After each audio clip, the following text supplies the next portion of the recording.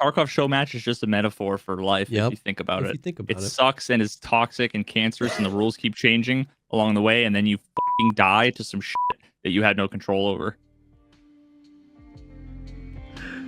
Yep.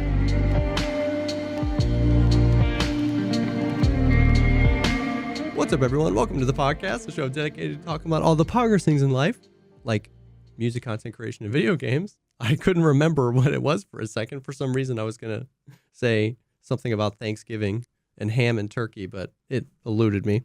I'm Jessica Sam. And I'm Jessica Sam. Wow.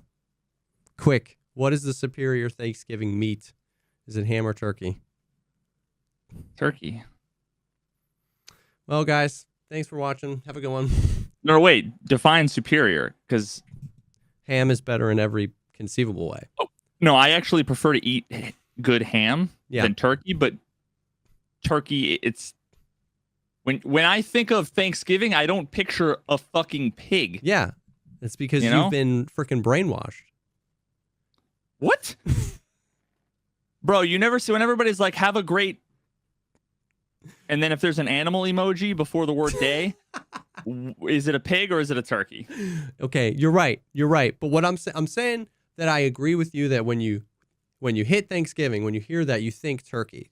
But I'm saying that that was like a ploy by Big Turkey because they know that turkey is like the worst meat. And so they've had to assimilate. They had to attach themselves onto a holiday and make the entire identity of the holiday their terrible. It's like when freaking milk, right? The milk farmers or whatever, the dairy farmers, this is 100% accurate history. No detail will be missing right here. They had too many cows and not enough people buying. So they started their ad campaign that milk is healthy and it makes your bones stronger. And they got Michael Jordan with the Got Milk. It's not necessarily that it's not true, but there's like more calcium in like 8 leaves of spinach than there is an 8-ounce glass of milk. So it's one of those things where it's on a technicality true that calcium can be healthy for you, but it was like pretty much all marketing. Fact checkers. Okay, wait. 1 cup of milk has 305 milligrams of calcium. 1 cup of spinach has 30 milligrams. Okay, spinach, listen, like I said, all my details I'm are 100% just saying, accurate. You know there's 9 comments on the video we haven't even posted yet already correcting you on like the FDA fucking guidelines. But I'm just glad. Out in front. I'm just kidding. Listen, we're getting off topic here, okay? Big Turkey has brainwashed you into thinking that you should eat turkey. That meat is relevant because you know what's not as, you know what's more important than meat and turkey? It's the mashed potatoes, the corn, the peas, and the stovetop stuffing, not homemade stuffing. Fuck that. Stovetop is where it's at. And the fucking sweet potatoes. Okay. The cranberry sauce. That is true. It's all better than the meat. It is what I respect about Thanksgiving. It's that it's like a holiday around accoutrements, side dishes. You know what I mean? It's like in celebration of, my mom always did like mac and cheese with breadcrumbs. You know, she would bake it, on top. We did the homemade dinner rolls, the stuffing, the corn. So I can get with you there. But once again, I would say, tinfoil hat, it had to get there because turkey sucks. So the sides over time had to get better and better and better. Yeah, the sides and the gravy. They needed to compensate. Exactly. They needed to compensate for the dry ass fucking flavorless ass meat. Exactly. Now, yes, turkey can be delicious, but you need to like seriously risk burning your house down. Literally do the number one. Obviously, this is a meme conversation. I hope everybody understands that. This is fucking serious, and I'll die on this hill. But like, people are always like, you just haven't eaten good turkey. You got to deep fry it. And it's like, have you seen those videos where they do testing?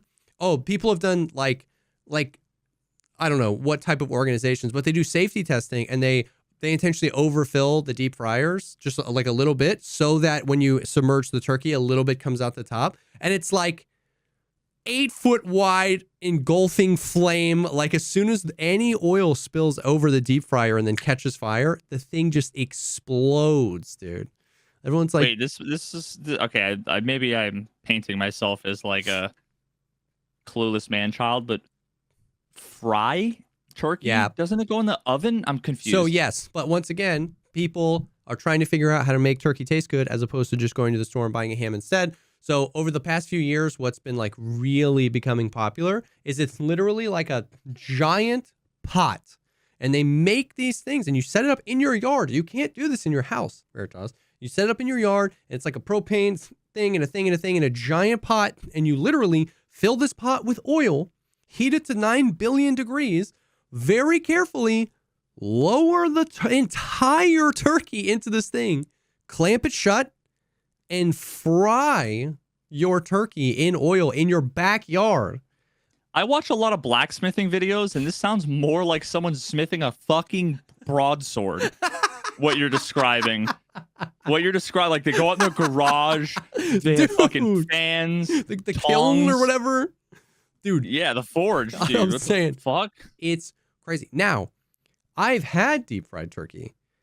It's obviously the superior way to eat it. It was delicious. It was juicy because none of the moisture leaves. It's all just in there. It was juicy. It was crispy on the outside. It was so good. But that's what I'm saying. Every time I bring up the turkey thing, people are like, you're not eating turkey right. You got to deep fry. And it's like, no, I don't, dude. I'm not going to risk burning down my neighborhood to fry this turkey. If you fried it, I want some. But yeah, fuck nah, that, fam. dude. Nah, I worked it, and I also have PTSD too from working at Shmoney Baked Ham. Shmoney Baked Schmam, yeah. Allegedly in Minecraft, I worked at Shmoney Baked in Schmam. GTA. Yeah, and yeah. That's like, yeah. Actually, you know what? You know what was good? They actually had like turkey breast. It was like just like boneless turkey breast, which like I don't know. It was like a football almost exactly, except like squished a little bit. Okay. That was just, I don't understand how they make it, and I think I'd probably rather not know. Where it's like a football that the whole thing is just a block of pure meat. That's like, was it like a paste at one point? Like, how do they do that? Right? There's no turkey filled breast, into a mold, but yet it's still sliceable. I'm weird though because like I'd rather have like a big pure chunk of clearly, like if you don't think about it too hard and there's like no holes for the bones or anything, like it's clearly fake. But then maybe I'm a weirdo with like low T levels or something, but like eating like chicken wings and then randomly there's just like a artery and you're like, ah, fuck. Like, oh yeah, no, I don't like that either. I'd rather just give me just the meat and let me dip it in like barbecue and ketchup. I don't need to be reminded that it was living once. Yeah. It needs to be slightly removed from the organs and the corpse aspect of the dead body. Dude, what a low T cuck. No, actually, no. I'm not even gonna say. Not even gonna say it. Never mind. Was this a comment to you? Yeah, it was one of those one comment, come in, get out. Yeah, we'll come and get banned. Yeah, but it was like it had to have been a meme, which is the only reason why I'm not saying it because just want attention. Dude, I had somebody come in. I haven't heard this. I don't know about even ever. It's such low-hanging fruit. Somebody came in and he was like, oh my God. He was like, I guess all these people just don't mind listening to a guy with earrings. I'm out of here. And everybody was like, what? But he stayed. He kept being like, dude, that's so weird. I'm leaving. But he kept. So we banned him. But I was laughing hysterically while banning him because I was like, dude, it's been like since I was 15 that I heard people make fun of me because I had earrings. It was so funny, dude. It was just like, I guess all these people just don't mind that this guy's got earrings. It was so funny. You know, if you would put a gun to my head and was like, does Jesse have earrings? Like, name one man in your life that you know that has earrings. Yeah. I wouldn't be able to point out a single person because it's like so unimportant and uninteresting. The fact that he was clearly so butthurt by it is got to be indicative of some sort of. It's one of those things where it's like, when that happens to me, it's like, because obviously what he was getting at was like, this dude's gay. Like, it's, you know, But it's so funny when that stuff happens because the first thing I always think about is like the call is coming from inside the house. Like, you know what I mean? Like the people in my life that have been the most ridiculously homophobic, most of them ended up coming out later in life. So like, I'm just like, dude, are you okay? Oh my God. That reminds me. Are you okay? I think I've probably mentioned this quote like a million times, but it's my favorite. It's my favorite. Oh my God. Okay, cool. This is my favorite quote, and I found it right away. I almost definitely have said this before, but it just reminded me of my favorite Hitchens quote, where he said, "Whenever I hear some big mouth in Washington or the Christian heartland banging on about the evils of sodomy or whatever, I mentally enter my name in my notebook and contentedly set my watch. Sooner rather than later, he will be discovered down on his weary and well-worn old knees in some dreary motel or latrine with an expired Visa card, having tried to pay well over the odds to be peed on by some Apache transvestite."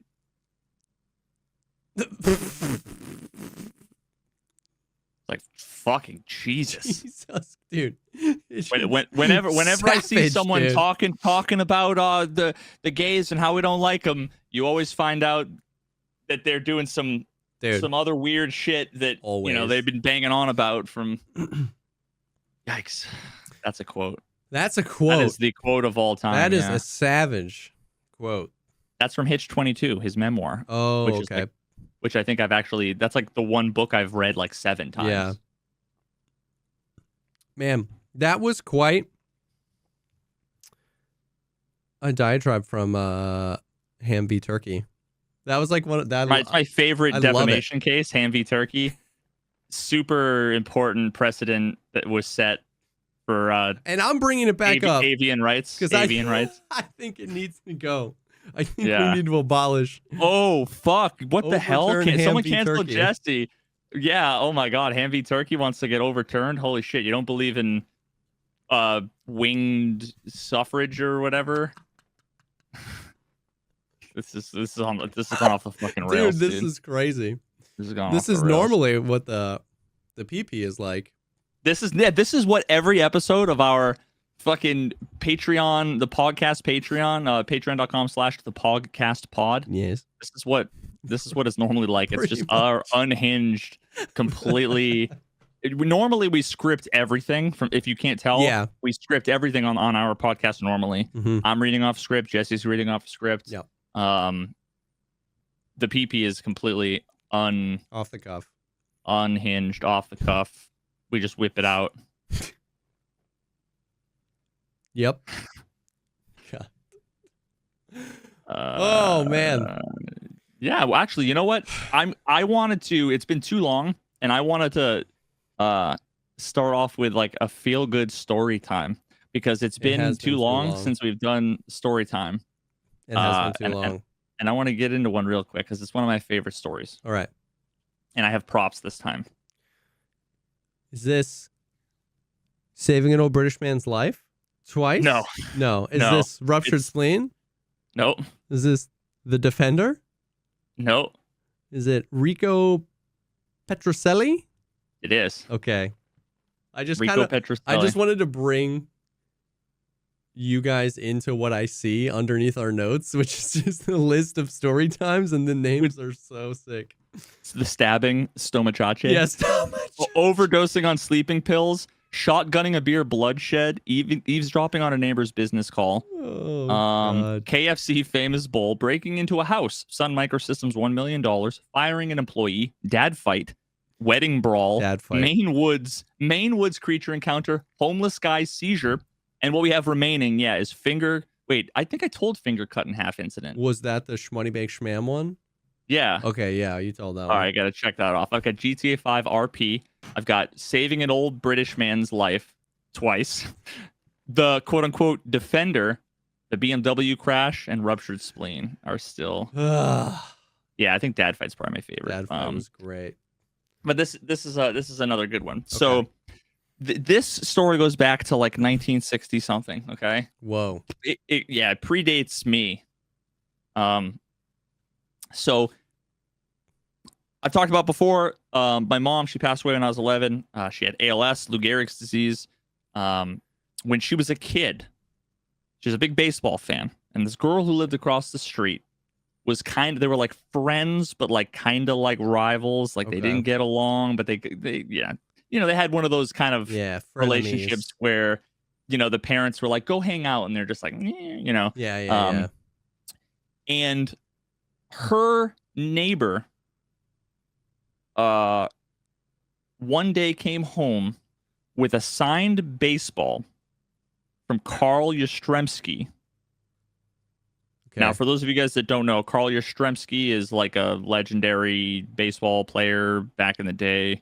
Played on the Sox in I know the 60s, maybe 70s. Okay. Way back in the day. Anyway, Kyle Stromboli, correct? Exactly. Yeah. And now my mom, jealous, but also not to be outdone, she went and grabbed her baseball glove from the garage or this fucking shed or whatever, and she went and grabbed a Sharpie and forged her favorite baseball player, Rico Petrocelli, forged his signature on her baseball glove, and went over and was like, look what I got. And Rico Petrocelli was, I believe, a third baseman around the same time for the Red Sox. Okay. So then fast forward fucking 800 years, right? And I remember I was maybe 9 or 10. And my mom had told she during the last few years of her life, ALS is like this totally fucking debilitating disease. She was effectively bedridden on a ventilator. We had like 24/7 nursing. But the nurses would be there in shifts, these 10, 12-hour shifts constantly. They were almost like, some of them were like members of the family, right? Because they're like there the whole time. They would be doing the ones where it's like, hey, can you, like make a sandwich for Mike, or can you help him with this or help him with that? Now I remember my mom told one of her nurses, and I'm forgetting her name, and it's so sad. She was this super nice Jamaican lady. So nice. I want to say Noelle. Anyway, told her the story about Rico Petrocelli. Classic. And all I know is that like the next weekend, out of nowhere, we get a knock on the door, and guess who walks in the fucking front door? Rico Petrocelli? What? Apparently he was kind of local to us. She went to church with Rico Petrocelli, told him the story. Bro.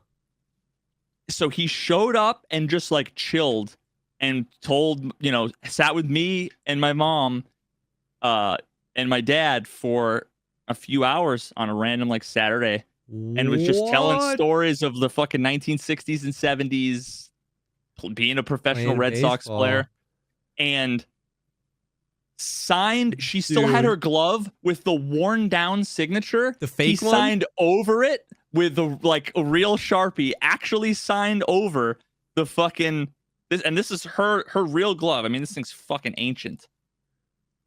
Dude. Signed a couple of baseballs. So it says, to Susan with love, Rico Petrocelli, and I have one. This was like up on a shelf, in my upstairs between the two bedrooms. There's like an inbuilt shelf, and we had like this little, there's family pictures and stuff, and we have the glove. There's a baseball, this baseball, and then fucking this is a picture of Rico, me with my and one cut off shirt. Oh yeah, Rico Petrocelli, me and my mom. And dude, it was just such a cool day. That is legitimately one of the most feel-good stories like I've ever heard. Such a classy move. I like emailed him at one point because I think in his retirement, I think he did like real estate or something like that. And I found Rico Petrocelli Realty.com, and I emailed him and I like told him the story, and I just said thank you. It never heard back. Probably went to a spam mail or something. Yeah. Dude. But yeah, I just wanted to share the day before Thanksgiving. Yeah. A feel good story that is just such a cool thing. Dude, that's wild. What are the odds that she literally knows him? That's so crazy.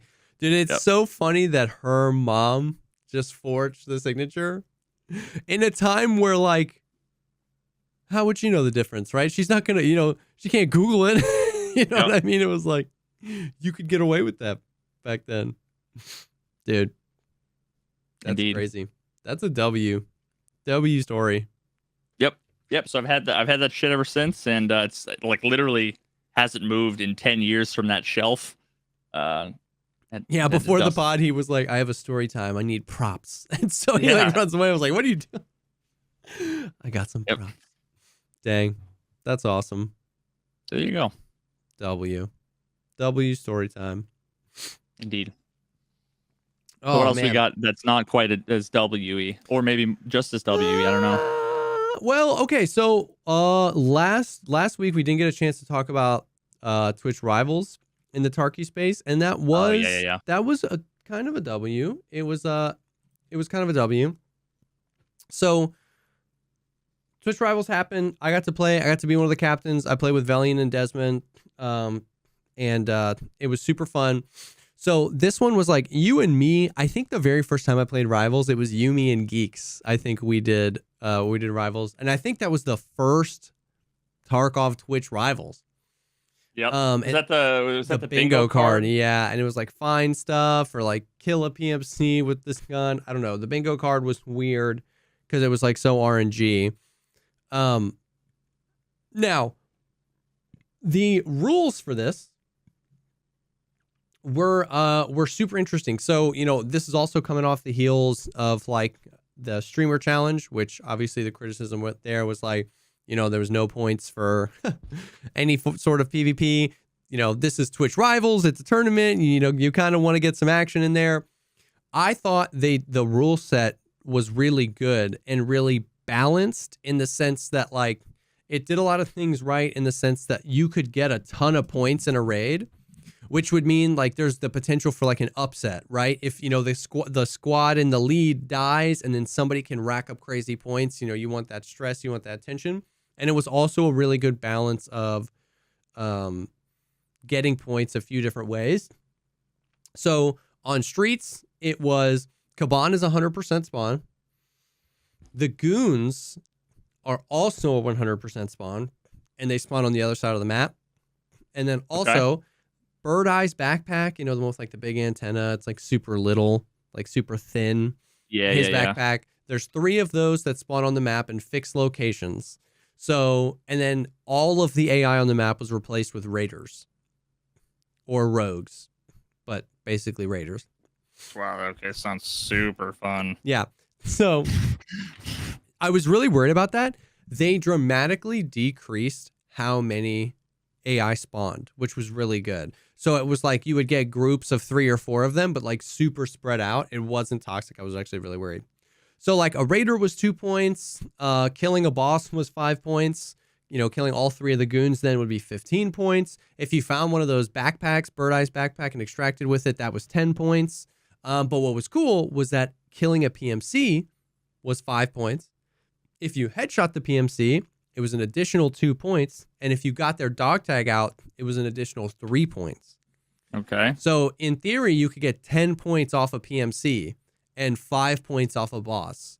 So it was a really good, and it was also, the PvP then was more pointed towards like skill, being able to land a headshot or being able to like secure a dog tag. That maximizes your points, right? And so it was teams of 3, I think 4 total teams. So there were only 12 players on the map at a time. And it was really good. It was really, really, really fun. It was really fun. We did really well. We came in second on that part of the tournament, on the streets part. Okay. How many teams were there? 24. So that I was on the list of teams. Really? Yeah. Wait, what? I was just, someone's like, I had a bunch of people reach out to me like, yo, can I like, you looking for more people for your team, blah blah blah. And I'm like, what? And then I got reached out to by whoever it was Yeah. that I talked to, last time I did a year ago or 2 years ago for Rivals. And I was like, oh no, like I think I had to like go. I think that's when I visited my grandmother or something. I was gone for Yeah. the whole afternoon. But it was like, yeah, I was on the list. Yeah. Which, I mean, it was like nice, that they included me. They But I'm reached like, out for yeah, sure. unfortunately, sure. not this time. So it was, dude, it was good. I think the format was good. Like I said, we didn't PvP a whole lot. Every single raid, I think every single raid the entire time we were on streets, it was 2 hours. Desmond killed Kaban. Just every single raid we would spawn in, he would just like run over there. And then like one of us would split to go for the goons. And then we would also split for the backpacks. There were times where like I killed the goons, Desmond killed Kaban. And all three of us are wearing the 3 bird eye backpacks out. Like it was like super clean raids. It was super fun. There was tons of ways to get points. A lot of teams were like mopping up points on like PvP. There was also a thing where for every 200,000 rubles or 100,000 rubles worth of loot you extract, you get 1 point. And there were a few times where like Gingy's team found a taiga on Kaban. So that sells for like 10 million rubles. So that was like a bunch of points too. What was the value based on? The trader, not the flea. On the flea, they sell for like 30 million or whatever. It was interesting. It was fun. It seemed good. It seemed balanced. The only thing, and this is kind of a theme, is that the rules for some of the things kept changing. And I think that's a terrible vibe. If you're changing the rules during the tournament, it doesn't matter what the rule is. That's a really rough vibe because there's no way of disseminating that information. So like an example is somebody was like, do I have to kill the person and get their dog tag out? Or if I kill somebody and he's got some dog tags on him and I extract with those dog tags, do those points count? And at one point they were like, if you get a dog tag, it counts. And then later it came out that those points weren't counting and it was only you had to kill the person and get their dog tag out for it to count. So like, and I know that sounds little because you're just like, oh, well, it doesn't matter. All the PvP What you if your counted for. teammate killed them? No, you have to kill them and get the tag out. And so that might seem little, but that legitimately could alter strategies, right? If I have a dog tag and you have a dog tag and the guy I just killed has 3 dog tags, what we might do is give you all the dog tags and send one of our teammates to extract and the other 2 of us stay in. If he extracted for nothing, got no points, and then we die, but we could have used your support there as the third, that changes how stuff could go. You know what I mean?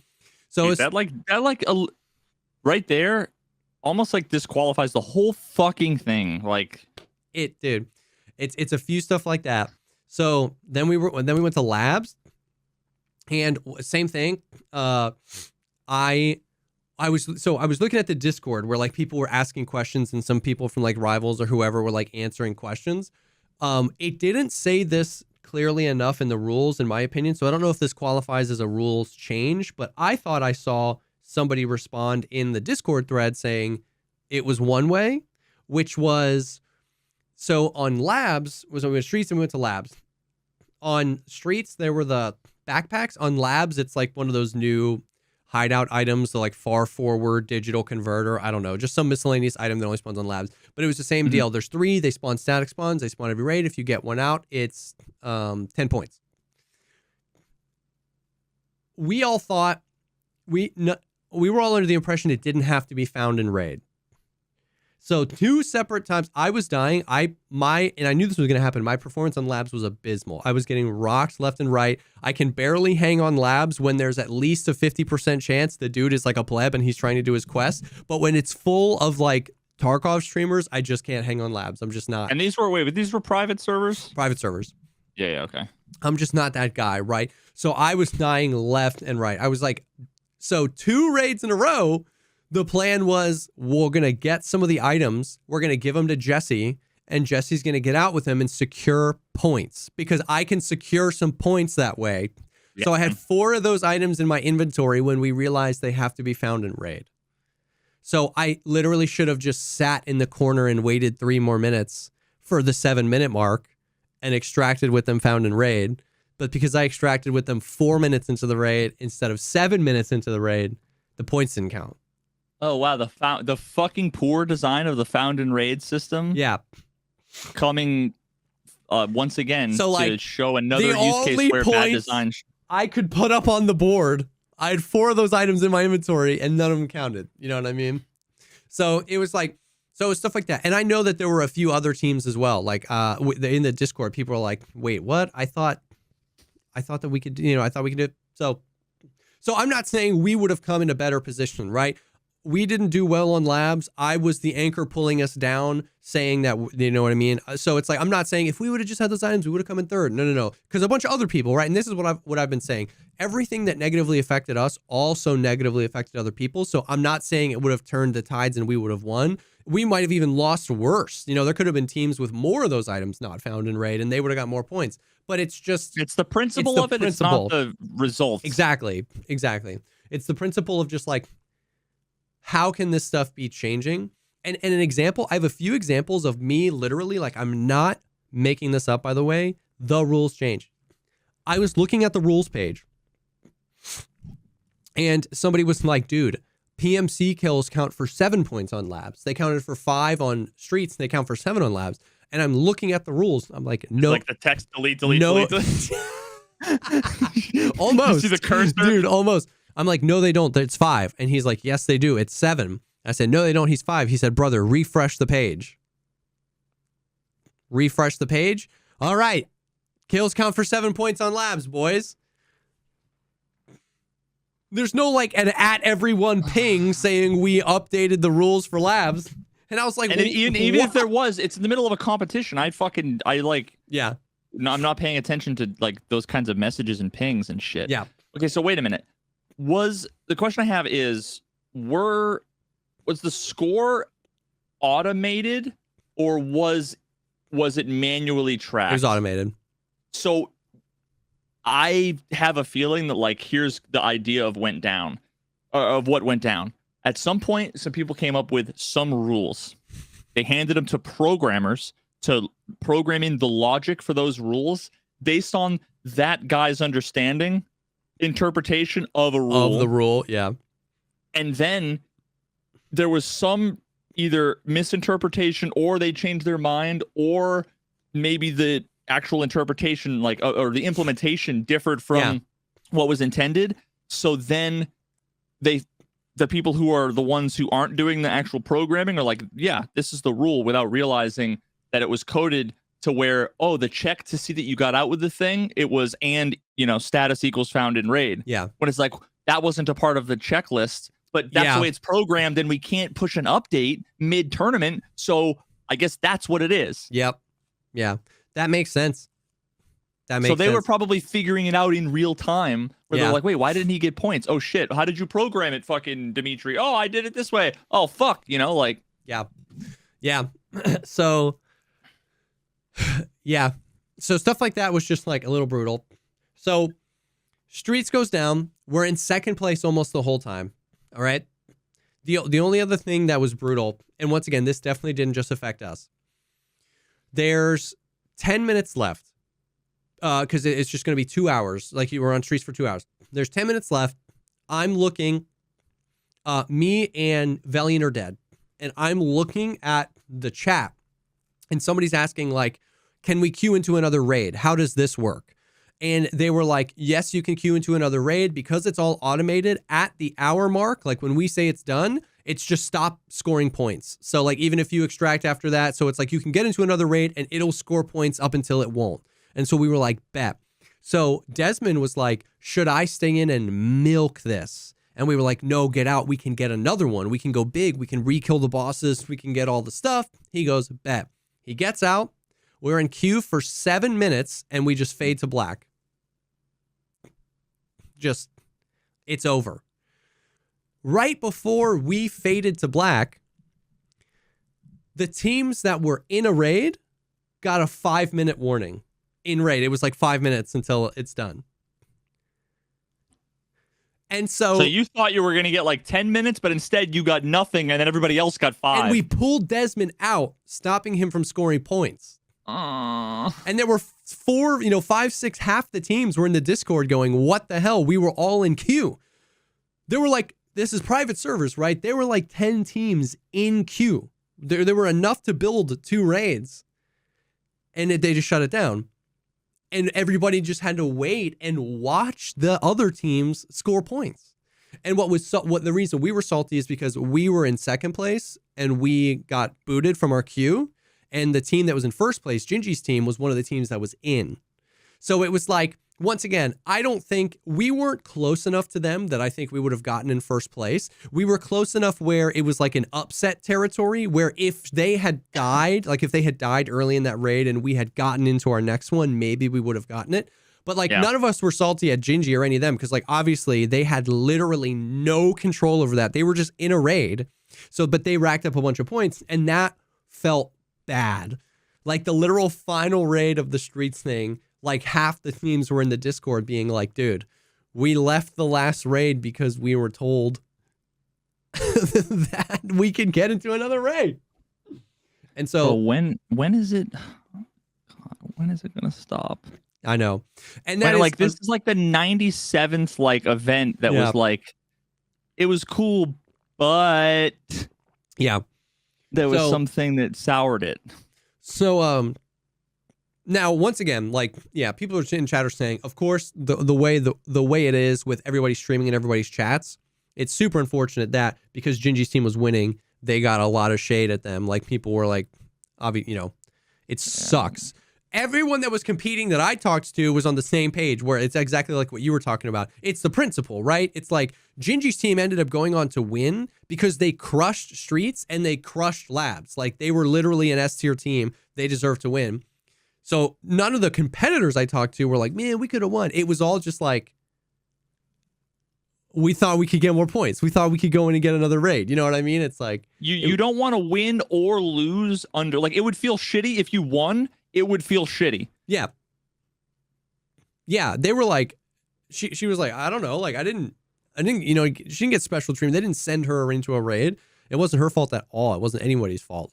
But it was a bunch of fucking antisocial weirdos for sure, that are the types of people that are gonna harass a chick for the failure to properly plan a tournament without issues. So we come in second. We're going into the labs feeling a little down because we missed out on that, but like excited, dude.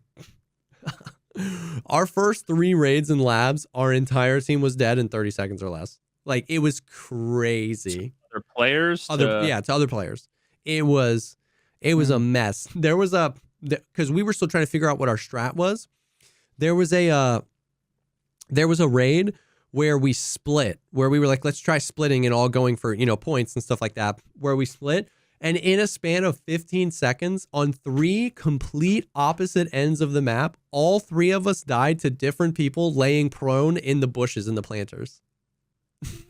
Like, we were like, I was like, I'm not scoring points this whole time. I'm not scoring points. So they're like, all right, we'll give Jesse the item, which didn't work out. But like, it was bad. I killed, I think, 2 PMCs the whole 2 hours. Dude, it was bad.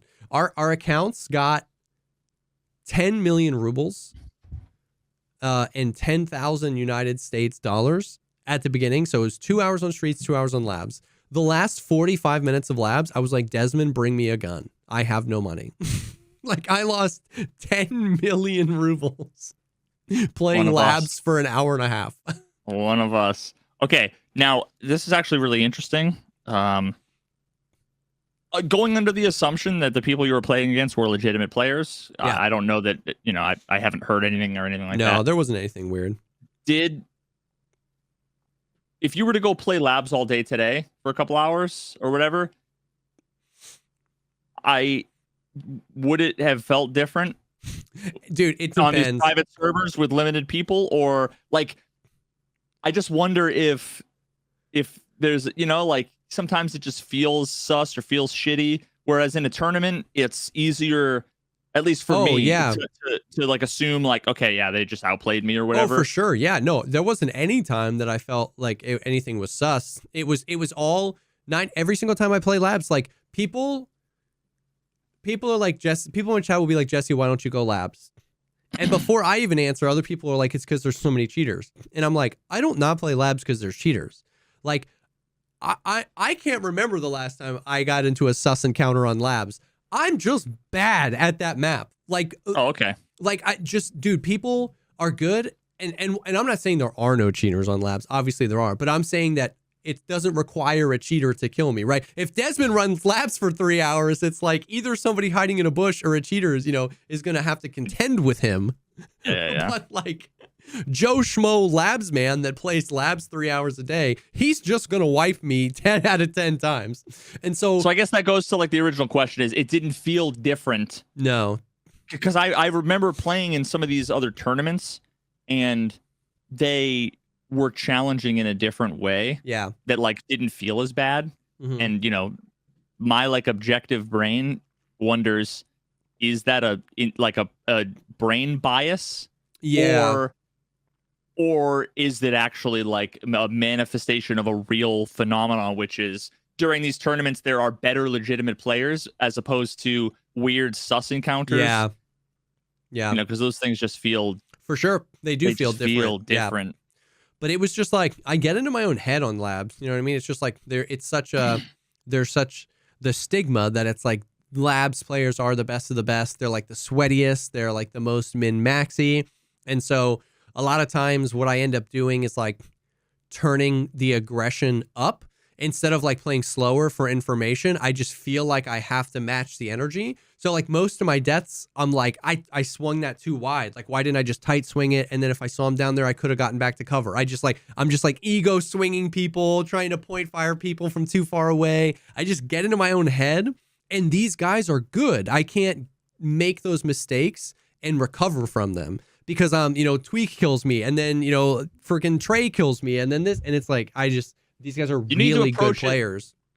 You need to approach it like if this was an F1 race, in that the only way you win is by going 2 miles an hour the whole way, and you hope every other driver flips their car over. Yeah, because you'll never if you go balls to the walls, you're not going to actually win on speed. I'm not beating Max Verstappen, but if he crashes into the thing, yeah, dude, that's so true. It really is though. Like, which just probably explains why a lot of people were prone in fucking planters. Yeah. So Valiant carried us hard on labs. Valiant knows the spawns. Yeah. Hell yeah, Valiant. Oh, dude. Literally, ask Desmond. He'll be like, Valiant put up 70% of our points on labs. Like, Valiant was just like... Valiant he can coast on that alone for the rest of his career. Yeah. He did team kill Desmond on labs, but he was, dude. Well, yeah, that was just him as fucking asserting dominance, dude. That was just his Giga Chat alpha moment. 100%. That's all that was. 100%. That's all that was, dude. Valiant knows the spawns on labs like crazy, dude. Like, he just knows he's crazy. He spawned, you jump up on a planner, you alt peek this tiny weird thing, and he's like, oh, guys, found there, boom, dead. And kills, even if you didn't get headshots or even if you didn't get the tag, were 7 points. So he like, so with me, I killed 2 PMCs in 2 hours. So that's 14 points. Those were all the points I put up on the board. So it was effectively those two as a 2-man playing in a tourney against threes. We came in 10th in the labs portion, 10th out of 25. So top half was crazy to me. It was basically them two versus the world. So, and then this was super weird the way they did the tournament money. So it was a $50,000 prize pool, right? They took $20,000 off the top. Then they took that $20,000 and they split it in half. And what placement you got on streets when it was all said and done won you a certain amount of money from this 10K. And then the placement you got on labs won you a certain amount of money from this 10K. And then they added the scores together, and this was the final score. And that final score netted you money from the 30K that was left over. Yeah. It was very weird. It was very weird. But I think it just got more people in the money. You know what I mean? It was weird. But we came in 5th overall. So 2nd on streets, 10th on labs, 5th overall out of 24 teams. It ended up being great. So, and then I'm really late on. Was really late on pulling this. You need up. to pull that up on your stream deck. Yeah, I do. And then there was the show match. All right. There's more. Yeah. So they were like, all right, after the tourney, we're going to do a show match. It's one shoreline raid. And what's the fuck? What the fuck is a show match? It just like, what does that word mean? I don't know. Is that a word? Am I being stupid? I mean, it's just like a show match. I don't know. That's not a word. Showcase? The show. I mean, they call it 1v1 but co-op show match? What the fuck is entertainment and dance program where the audience participates in order to decide if the participants remain on the program or not? It's a TV show. It wasn't that. What the fuck is it's an Argentinian television program? But what is a show match? It was like a final showdown, but they called it a show match. I don't know why. But was that just bad translation? Maybe. But they called it. Was it like the final remaining like top players or something? Well, dude, let me tell you. Let me take you on a journey of the rules changing. Okay? 5 days before. I'm ready. 5 days before the tournament. I get asked. I say yes, I want to be a captain. I ask Desmond and Velian. They say they're in. We're good. They send me the rules. Okay?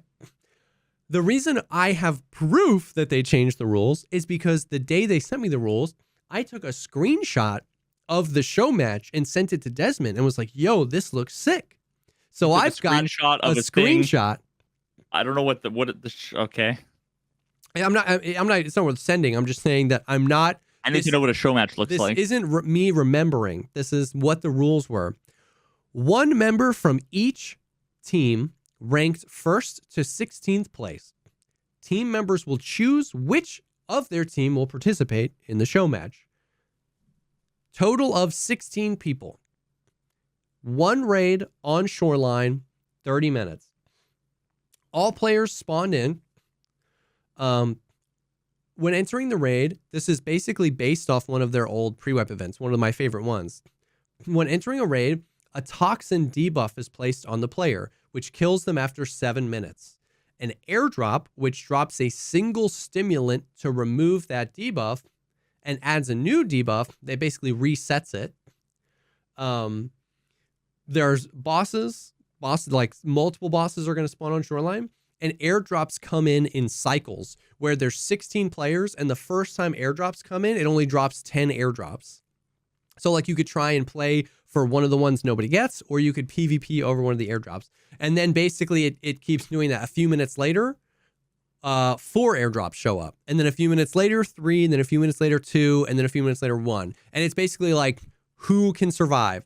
The guy that survives wins. Is basically, if I could read the rest of the rules, but the airdrops, that must be so tough. Like if there's one airdrop, it's like you don't want to go and lie next to the box. Like, well, but that's the thing is that like there was 10 the first round. It was literally 10 planes in the sky, and it dropped 10 airdrops. But there's 16 players, so it's like not every drop was contested. Yeah. No, I mean, it's only like the last one. It's kind of like an alternate circle where it's like the timer's ticking down. You're both gonna die. You both have to run for the box. Exactly. Or it's like chicken. It is, because you could camp out the box, but if the other guy that you're camping out doesn't go to the box until there's only 10, 15 seconds left, you have to get close enough to the box after you kill him to freaking get the antidote. What happens if you both just sit there and wait and like wait for the other person? It's like you don't hit the brakes when you're doing the chicken to drive off the cliff, and then both people just drive off the cliff. Yeah, pretty much. And then like, so, I guess that's why it's a show match. Yeah. So I thought that was really cool because I really loved that event. They did this as a pre-op event, I think last year in like 2022. And I love that concept of it forced people to move around because like we're all dying. And if you get a stim, you know what I mean? You can delay your death. What a metaphor for life, if you think about it. At the end of the day, we're all dying. Tarkov show match is just a metaphor for life, if you think about it. It sucks and is toxic and cancerous, and the rules keep changing along the way, and then you fucking die to some shit that you had no control over. Yep. So true. Okay, so that was the rules. But then, the day before the tournament, I was talking with Berkey and Nixia, and Berkey was like, isn't it crazy that this show match, all 72 of us are spawning in the same map? I go, whoa. You didn't read the rules. And she goes, rules, dog. She goes, Nixia just told me this. And I was like, Nixia, what the hell? Refresh the page. Sure enough, the 16 gets multiplied. The new rule says all participants from all teams are spawning in one single shoreline raid. And the same thing is happening. It's just going to be a bunch of airdrops. We're all infected, but it's a free-for-all. Here's the important thing. It's changed. All of you, the show match, all the money is already split up. This is like its own prize pool of $500. It's every man for himself. 72 Wait, players. There was a prize pool? Yeah, it's like $500. See, I thought, what the fuck? Okay, I came to the understanding of that a prize match was just like an exhibition for fun, but then as soon as you now tell me there's a prize pool, now it's no longer a show match, whatever the fuck that means, and sounds like it's not a show. Yeah. Okay, continue. And I was like, surely something is awry. And she goes, I know. I literally contacted them and was like, are you saying all 72 of us are spawning in the same raid? And they were like, yes. So then it was like, oh, damn. Everybody was like, yo, Nikita's been saying for years, like, dude, we can fit 60 players in a raid. And everyone's like, yo, this is them testing that in private servers for the show match. A little bit of money. It doesn't, like, nobody's going to care if it's a cluster. And everybody was like, oh my God, that's going to be insane. Oh no. And what you mean to say is they fucking split it up and it was, what was it, like 5 raids or something? Ding, ding, ding, ding. We all literally queued up. We all left our Discord calls because we didn't want to be cheesy. And we all queued up. Frames win games. We all queued up. We spawn in, dude. I'm alone. You're ready for Normandy. I'm ready for freaking Normandy. Look around. I don't see anyone. I don't hear anyone. I'm like, chow, what's happening here? I was like, nobody's moving. Everyone's trying to figure out what's happening. I go over the hill. And then I go over this hill. And then I go over this hill. I haven't heard a single thing. I was like, what? So I look up at the Discord. I'm like, are they about to call it? And I'm dead. And I was like, okay. So then I was like, great, honestly. So I pulled up Desmond and Valiant's stream and I just watched. And it was absolutely that. It was 72 players. It was a free-for-all. But they just spawned us in 5 different raids. So it wasn't a free-for-all. It was 7 different free-for-alls. But it was all scored based on, like, if you extracted, how many PMCs you killed, how many bosses you killed, how many scavs you killed. So, like, every raid had a winner that, like, extracted, but only one person won the show match. Actually, technically, first and second tied. They tied for first with the exact same points. But it was like 5 or 6 people extracted, but only these 2 won because they tied. Dude. It was like, I legitimately was looking at the Discord. I was so convinced it was all 72 of us. I was waiting for the message being like, we messed up. We're going to kill everybody and we're going to try it again. Dude, it was such a cluster. How could they consistently get every aspect? I don't know. Now, we're obviously memeing on the mistakes that were made here. It was legitimately, and this sentiment was shared by pretty much everybody, it was the best Twitch Rivals Tarkov they've ever done. It feels like the rule set, even though some of the small things changed, was finally in the perfect realm of like, if we're going to compete in a Tarkov setting, this is how you do it. You know what I mean? Like, they like some of the things that were like surprises but W's, like the fact that they replaced all the scavs with raiders, but they didn't keep it at the same spawn rate, right? Like you can kill 80 scavs on a streets raid. They turned down the spawns so that the raiders weren't all over the place. They put the goons and Cabana on opposite sides of the map, meaning that the map flow on streets, you know, helped. They increased the PvP points on labs, right? If it's going to be labs, that's the PvP map. They made PvP even more effective. So like there were a lot of little things here that told me that they really were finally figuring out how to do something like competitive. And I don't just mean competitive as like who wants to be the best. Like you want PvP in something like this, because it was like we talked about a lot when we were talking about the streamer challenge. There were people who were like, this is perfect for Tarkov because Tarkov's hardcore milsim, like PvP shouldn't be rewarded. And whatever. In this, you want PvP, right? It's not 1,500 streamers. It's private servers. These are the top streamers. Like, you want to watch, from a viewing perspective, you want to watch these guys fight, right? You know what I mean? So they really nailed it.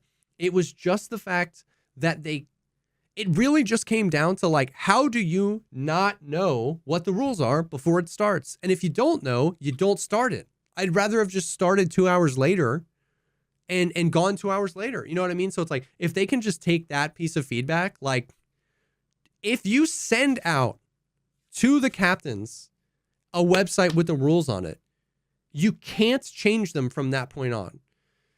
Because I didn't know to refresh the stream to know that PvP counted for more points on labs until somebody told me to, right? Like, you know what I mean? Like that information can't be disseminated that way. And I remember like at one point during the bingo thing, how there were so many people accessing it that it like kept going down. So I was like afraid to refresh it. Oh yeah. Yep. That's probably a completely separate issue, but at the same time, it's like I'd almost like screenshot it, like close my browser, open it up in like Paint. Yeah. Just have it there, like. Yeah. So like that's really like all of the mistakes come down to that one single piece of feedback. The tournament was run well. It wasn't too long. It wasn't too short. It had some fun in it with the attempt at some crazy show match. And once again, what the show match would have been fun if it had been communicated effectively.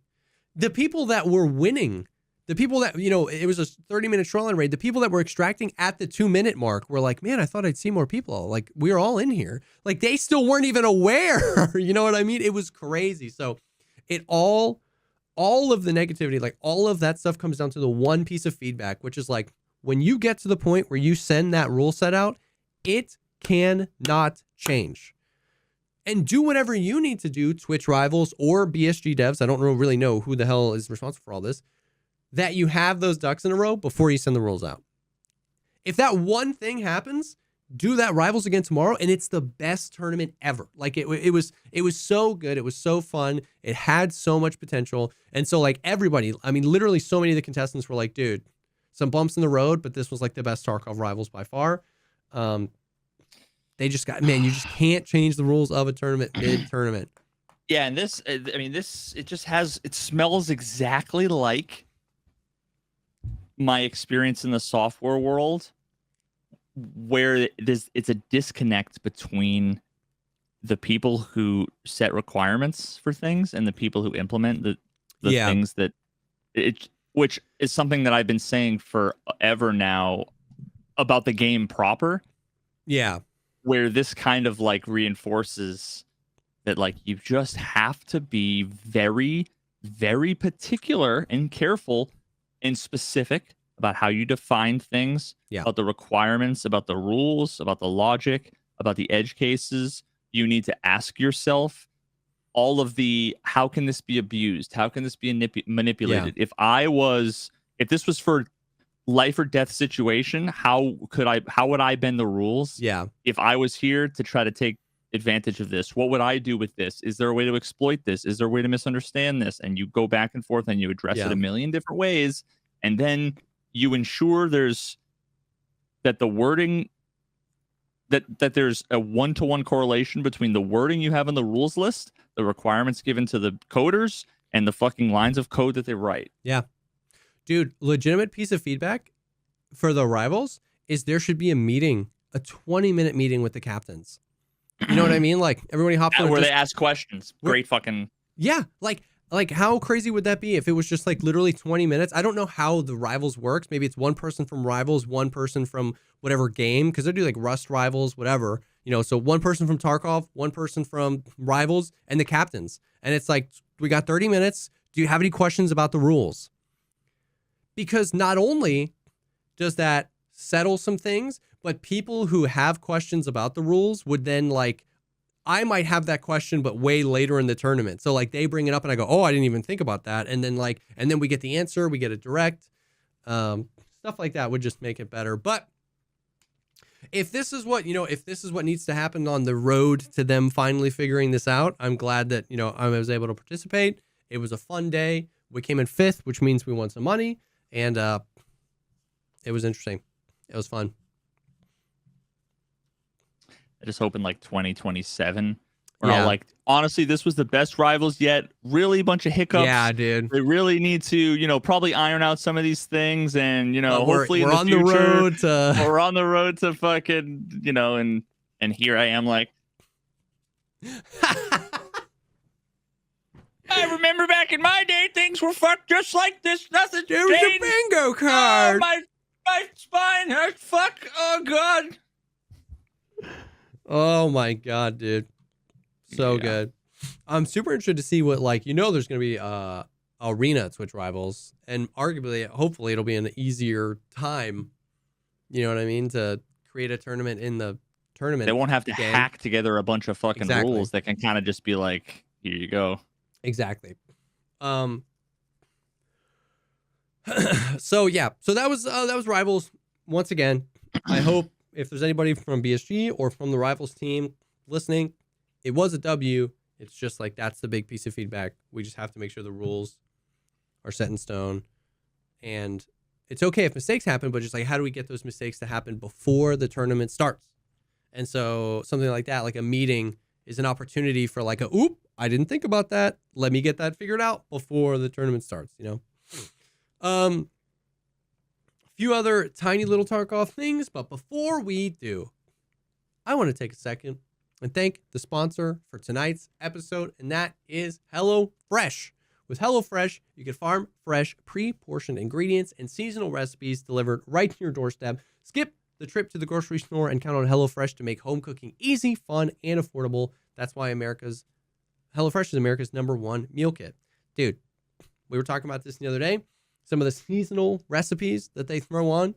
One of the cool things about HelloFresh is that there's like 30 or 40, 45 weekly recipes, which affords them to sneak in like 5 or 6 super seasonal ones, like some soups, some fall soups. They even do like an all-in-one like Thanksgiving turkey box dinner thing. Should be ham. We talked about that earlier, whatever. They didn't wait. Do they have the forge, the blacksmithing forge, the iron outside cauldron, whatever the hell that comes with it, or is it just easy? Yeah, is it just easy to convenient to cook? Yeah, easy and convenient. So we love HelloFresh. Bro, I like, after we talked about it over the last couple weeks, I've been I keep telling my wife we need to hook ourselves back up and literally just set up everything again. And my good lord, like, there's just so many amazing things on the menu that, like, normally with these kinds of things, I'm a picky eater. Same. And it's always like, that looks good except for this one thing that I don't like on it, or whatever, or dude. And everything, like, I'm literally scrolling through here and I see brown sugar bourbon pork chops, 1-pan sweet and spicy cashew pork tacos, those are pork so good, tenderloin actually. with creamy pan sauce, 1-pan trattoria or trattoria. I'm not sure. All the Italians are gonna mauled. Tortellini bake. Oh, that one's so good. Yeah, I'm the same way, dude. Normally, when there's stuff like this, it's always like, this is good, that's good, but I'm going to throw away the vegetable because I don't like that. Or you know what I mean? Or like, there's always just like one thing. Of course, there's types of food that I don't like on the menu, but if it's a type of food I like, everything on that dish is delicious. Yeah. Yeah, it's so good. There's all sorts of different stuff, especially around the holiday time. They have a whole like separate menu where you can do charcuterie boards, desserts, all sorts of like appetizers or additional food, or even just like additional stuff for like lunches. They've got recipes that are easy, ready to go in 15 minutes. They've got, protein plus. They've got keto friendly. Whatever you want, they got it. It's amazing. We've used it for the longest time. It's delicious. So you can go to hellofresh.com/podcastfree and use code podcastfree for free breakfast for life. One breakfast item per box while subscription is active. That is free breakfast for life at hellofresh.com/podcastfree with code podcastfree. So yeah, thank you so much to HelloFresh, America's #1 meal kit, for sponsoring this episode. God dang, look at that. Tangy plum Dijon glazed chicken. Hot! Oh my god, dude. Now I'm hungry. Yep. My bueno. They always do this to me, dude. Okay, so speaking of arena. Ba-da-ba-ba-ba. HelloFresh. HelloFresh. Nah, we're gonna get freaking. No, we did it so tone deaf that there's no way it could be there's confused no with way. any other brand. Tarkov tweeted out the other day, Battlestate Games will make its esports debut at DreamHack Hanover this December with the first ever tournament for the new hardcore shooter game on site. 6 pro teams will compete on a dedicated stage for a prize pool of 100,000 euros. There was actually quite a bit of, and by quite a bit, I mean 4 people yesterday were, how do I I'm trying to figure out the best way to categorize this. It seemed like there was potential, not drama, but like questions around why no one in like none of the big name NA folks apparently knew about this. Like they weren't invited or they weren't asked. And I just recall like when we first started talking about this at one point, weren't there like the beta testers from Arena was like some random like esports teams that like Virtus Pro. I assume they did one. Oh, okay. They did one thing where they like brought the Virtus Pro team in, let them play it like all day, run a few little mini tournaments, and then gathered their feedback. Yeah. So the question is like, do we know who's taking part? Is it a bunch of like, is this like Cloud9 versus fucking Nip versus Virtus Pro, like a bunch of CS teams that are now going to play Arena, or is it like Team Landmark versus? My understanding is that it's the first one. It's like they got in contact with some pro teams in and around. Because Hanover, is that in Germany? Yeah, that's the event that that you were potentially originally gonna potentially maybe do like the opening ceremony, fucking guitar concert thing. Yeah. And, so. They haven't like named the teams, so I definitely don't know if it's like Cloud9 or whatever. But they said, 6 pro teams. The official blog post on their website says 6 professional teams will compete on a dedicated stage. Players will take part in gladiatorial battles. With like fucking swords and shit. Yeah. So like then they end this with a quote from Nikita. We are excited about Escape from Tarkov Arena in Germany to demonstrate our ambition, taking esports endeavors to the next level. Developing an esports title has always been a part of the EFT Arena roadmap, and the immense popularity and community demand have proven that we are on the right track. We see DreamHack Hanover as a great stage for us to showcase the new title and an opportunity to engage and grow our community with esports and other experimental activities on site. Experiential. not experimental. So I don't think that this is a bad thing. I don't know. I haven't heard any other streamer. Like, it wouldn't surprise me if streamers that live in Europe had casually mentioned, like, man, I wish I could play in the tournament. But I don't think there's like proper drama. But I have also gotten that where people are like, isn't it freaking crazy that BSG's not even inviting anybody? And it's like, dude, this is marketing. You're going to play Arena because you love Tarkov. They want new people to come in and play Arena.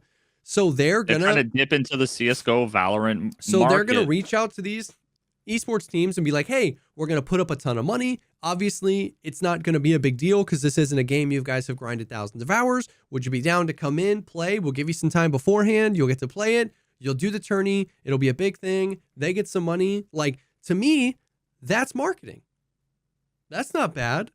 Of course, if I lived in Hanover, I'd be like, man, I wish they invited me to, do a team. So I don't think it's crazy, but like, I don't think there's drama. I don't know. Yeah, I mean, I don't either. I think there was just a couple people that basically said that they kind of interpreted it as like, don't you see this as kind of like a slap in the face. Slap in the face. I couldn't remember the fucking phrase. So thank you. Slap on the nuts. And I'm like, I don't know, dude. Like, I kind of don't. I don't see it like that. I just assumed it was the same like kind of esports folks that they got involved last time around, and or I don't know. I also highly doubt that, like, if they were to ask, let's say 6 teams, 5 people on each team, like if they were to ask 30, the top streamers, like 6 of them would be willing to go to fucking Germany. Could go to Germany, like. And I was panicking because I had to, like, my passport's long expired. Yeah. So like I'm actually glad I almost went like the expedited route, which can get kind of expensive. And I'm glad that like I didn't like go that far until I got the email being like, yeah, never mind. Yeah. So I don't know. It seems not crazy to me. Once again, like you said, most of the top players wouldn't be able to come, because a lot of the maybe way out in Russia people wouldn't be able to go. A lot of the NA people wouldn't be able to go. There's a lot of EU people that could go, I'm sure, and I hope that they go to DreamHack. They could probably play Arena and have a good time. But I don't know. I get it as like a marketing thing. I would also love to see. I could be wrong on this, but like my instincts are telling me that if you had like a bunch of Cloud9 dudes that are all like CS pros or whatever, have them play Arena for 6 months, and then you put them up against like, Team Landmark, Team Jinchi, whatever, right? Yeah. I have a feeling like they would fucking own the Tarkov OG streamers. Like, yeah, it's like playing like, and maybe I'm wrong, I don't know. It's like a different. It's a different game. It's a different. Not even that. It's just like a different mindset. It's like, sure. we've got practice at 4. For sure. We got scrims at 7. Do you fucking take your protein shakes and do your, leg day was yesterday, bro. You know what I mean? Like, it's just kind of different. For sure. So, I don't know. For sure. I don't know. So, yeah. So, that's the, yeah, I don't know. That's the tourney. I think it'll be cool. I don't know where DreamHack is. It's like the 14th through the 17th of December. I'm really hoping that we have Arena by then. I'm really hoping that at least they're rolling out waves before then. Please. But we'll see. I just went onto fucking arena.tarkov, whatever. Didn't you say you had to like click on something? Yeah, you gotta log in. So I logged in, and then now what? Oh, it says congratulations, you got the game. Yep.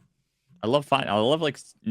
Don't you fucking hate that when you like don't see the thing until you're like finally get someone on like customer service, and they're like, okay, how can I help you? And you're like, I just saw. Never mind. Fucking. Yep. So by literally the just way, happened. that'll be the last Tarkov thing that we talk about. Once again, I'm just trying to spread this news as much as possible. If you have the Edge of Darkness version of the game, you got Arena for free, and what you want to do to tell the Arena servers that you have claimed your Arena game is go to arena.tarkov.com, log in with your Tarkov credentials. It will say, congratulations, you got the game. And that is how you basically activate your free Arena, which makes you eligible for them to pull your name for the waves that they do when they start releasing it. So if you pre-ordered Arena on the site, then obviously you already have the game. But if you have Edge of Darkness, if you bought it in 2016 and you're kind of interested in Arena right now, you gotta make sure to go to arena.tarkov.com and log in. Do it. Bro. Sorry, I'm like getting fucking text messages from my sister. She's like doing some fucking random shit tomorrow for like our family Thanksgiving. She needs like a bunch of fucking fun facts that people don't know about you. Yeah. You want to know what my 3 fun facts are? What are your 3 fun facts? Because I'm like, I can't think of the 4th. I'm fucking busy right now. Stop texting me. Number 1, I won a Michael Jackson dance competition at a bar. I'd pay anything for the tape. That tape exists on Facebook somewhere. Oh God! I just continuously. I can only moonwalk. Yeah. Like knowing that now and then thinking back, and you think about all the different dance moves that Michael Jackson has. I suddenly was like, I got panicked because if I got asked now to do it, it'd be like no fucking chance. Like, are you kidding? Yet somehow I ended up on stage at the Bourbon Cowboy in fucking New Orleans, Louisiana. I just moonwalked back and forth a bunch. And I'm pretty sure the woman at the microphone who's like emceeing said I got great moves for a white boy. Nice. Okay. Yeah. So that's number 1. Number 2 was that I've owned over 25 vehicles. Jesus. And honestly, that was true. Like, I've only had one car for like the last like 5 years.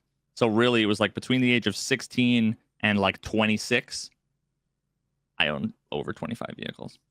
And then number 3 was I was the founder and vice president of my college Republicans, like the college Republican. Oh.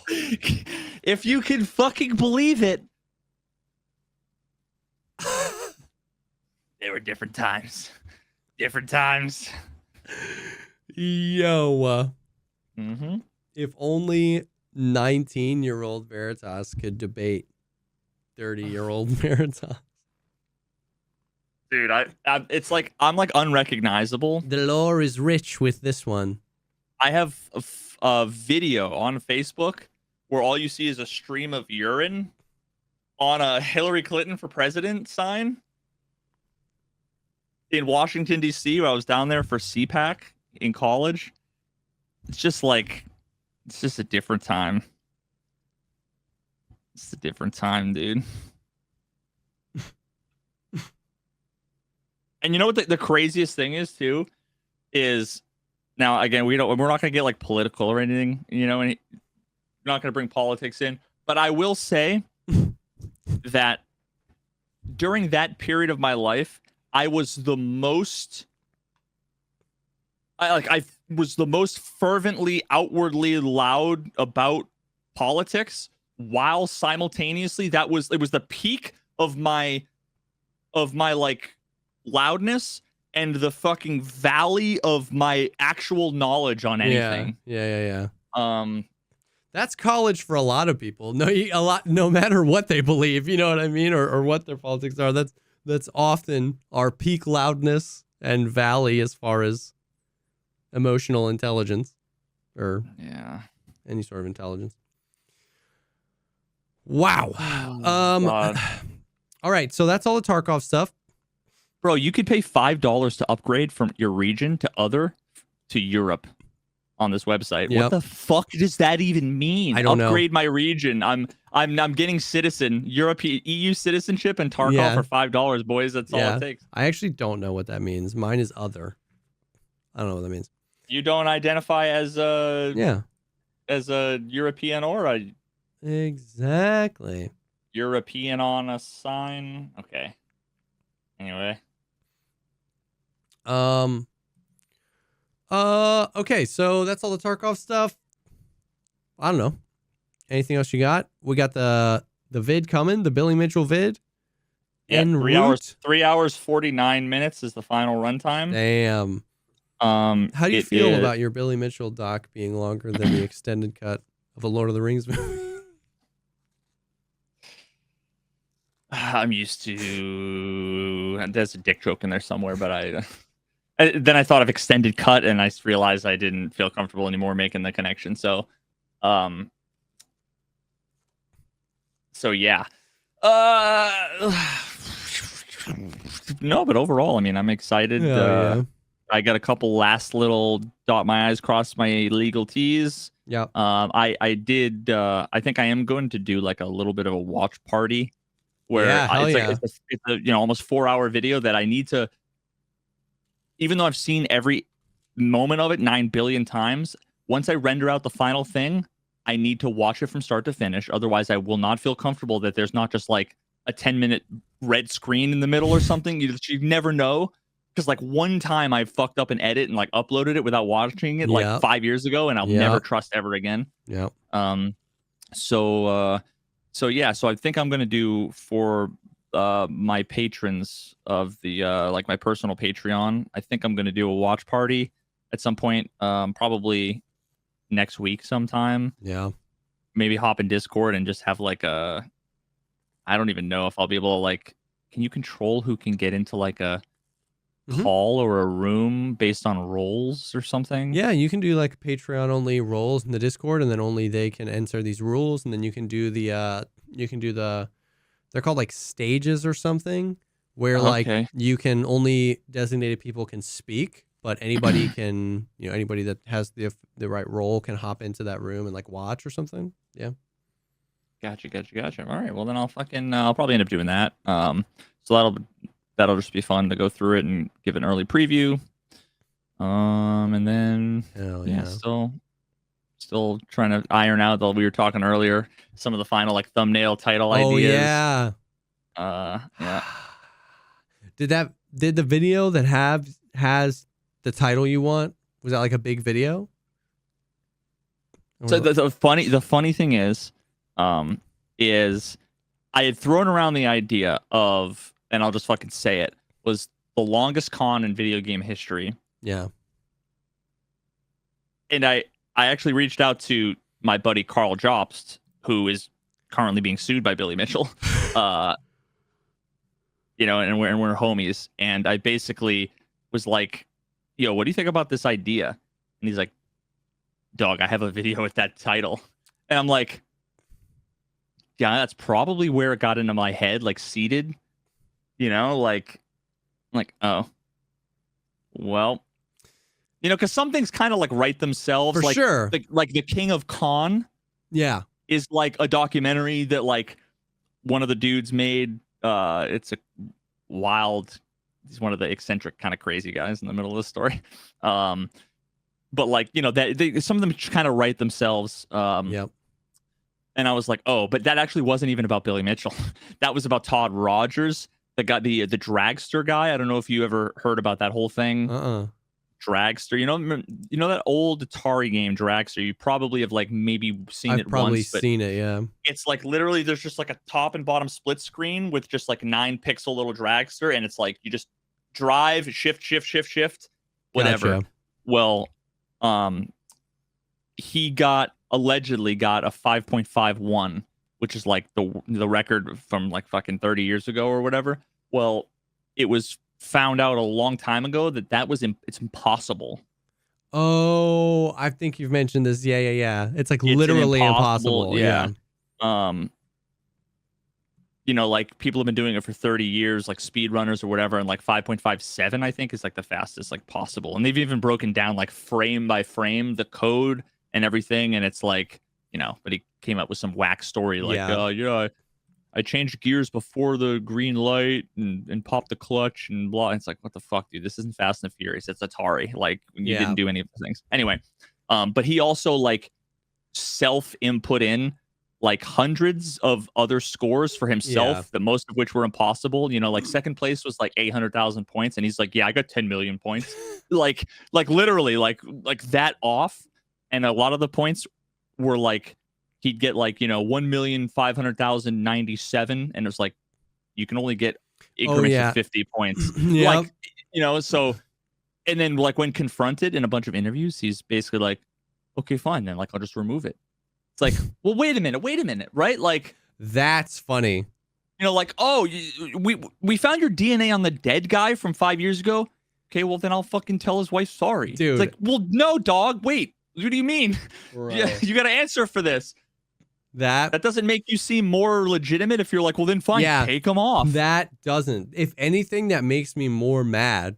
You know what I mean? It's like the YouTube commenters who are like, I literally don't agree with a single thing you've ever said about the game. And I'm like, what do you disagree with me on?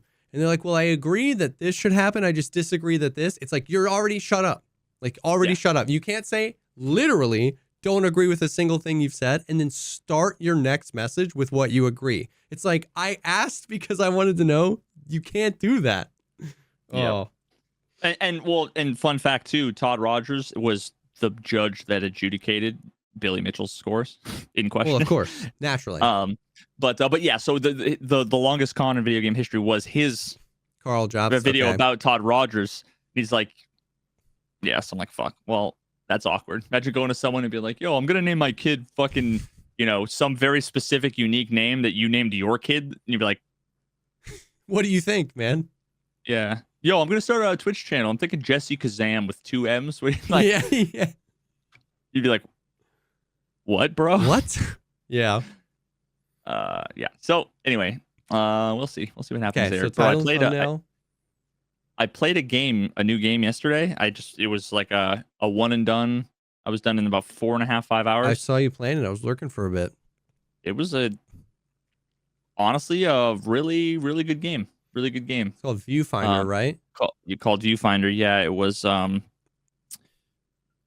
It was the game that a lot of people saw the kind of like the core conceit, like the core mechanic of the game was like in a tech demo, last year, a year before, whatever, where basically like you can walk over.